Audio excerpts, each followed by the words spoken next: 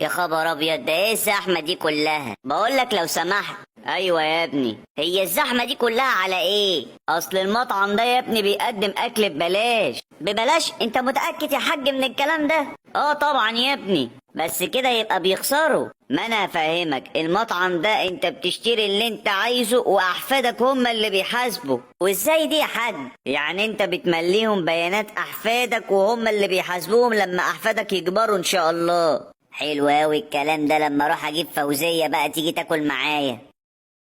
مساء الخير يا حاج، انا جيت. مساء النور، انت جيت يا بخيل. بخيل؟ انا مش قلتلك مليون مرة ما تقوليش الكلمة دي؟ ما قولهاش ليه؟ ما هي حقيقة انت راجل بخيل.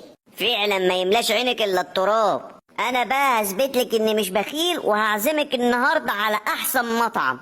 انت تعزم حد؟ اعزمك، ما عزمكيش ليه؟ يا راجل ده انا بتحايل عليك على كوباية حمص الشام، طلعت عيني عليها.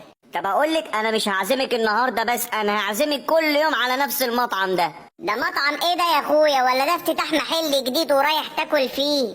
لا يا ولية، ده مطعم جديد بيقدم اكل ببلاش. ببلاش؟ ببلاش ازاي؟ هقولك، بتروحي هناك تطلبي اللي انت عايزاه واحفادك هم اللي بيحاسبوا لما بيكبروا. هو انت يا راجل ناوي تخلينا ناكل وتخلي احفادنا هم اللي يحاسبوا؟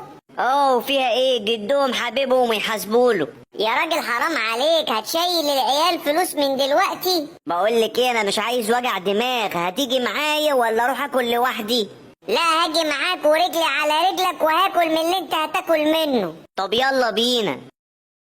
مساء الخير يا فندم، نورتونا. مساء النور يا حبيبي. قبل ما نطلب اي حاجة انا باكد عليك اهو، احنا مش هندفع فلوس، صح كده؟ مظبوط يا فندم، حضرتك بتكتب لي اسامي كل احفادك بعناوينهم بارقام تليفوناتهم، وبتطلب اللي انت عايزه، واحفادك لما بيكبروا ان شاء الله هم اللي بيحاسبوا. عقبال ما انت تحضر لنا الاكل، هات انت الدفتر ده علشان اكتب لك الاسامي.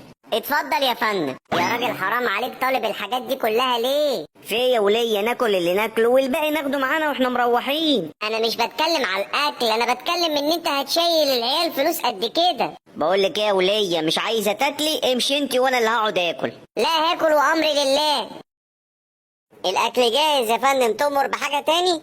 تسلم يا حبيب قلبي. لو عوزت اي حاجه تاني يا فندم انده عليا بس. خلاص ماشي، يلا كل يا ولية. مع اني مش مطمنه بس ماشي. يا فوزية، ده انا كنت جعان بشكل. طب يلا بينا يا اخويا نمشي عشان انا مش مطمنه. يلا بينا. مساء الخير يا فندم. مساء النور يا مدير. الاكل عجب حضرتك يا فندم؟ طبعا، ده احنا هنيجي هنا كل يوم. تنورونا يا فندم. حبيبي تسلم. ممكن حضرتك بس تدفع الفلوس قبل ما تمشي؟ فلوس ايه؟ انتوا مش قلت الاكل ببلاش؟ يا فندم، ما هو ده مش حساب حضرتك. امال ده حساب مين؟ مش جد حضرتك اسمه مصطفى محمود احمد عبد السلام؟ ماله؟ ما هو جد حضرتك عليه 25,000 جنيه لما كان بيجي ياكل زمان. الحقيني يا ولية.